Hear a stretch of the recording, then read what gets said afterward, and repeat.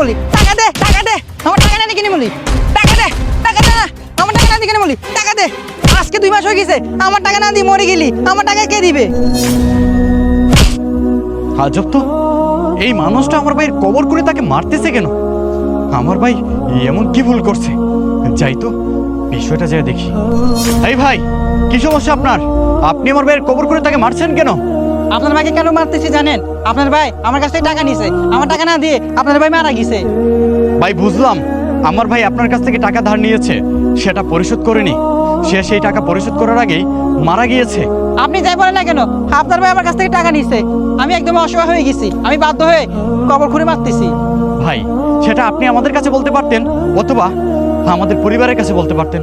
ভাই, আমি তার পরিবারকে খোঁজার চেষ্টা করছি, কিন্তু আমি কাউকে খুঁজে পাই নাই, এমনকি আপনাকে খুঁজে পাই নাই। শুনেন ভাই, আপনি যদি ভালোভাবে খুঁজতেন তাহলে আমার পরিবারে দেখা পাইতেন, অথবা আমার দেখা পাইতেন। তখন আপনি বলতে পারতেন। আপনি হয়তো ভালোভাবে না খুঁজে আপনি এই অন্যায়টা করছেন, যে এটা একটা মহাপাপ।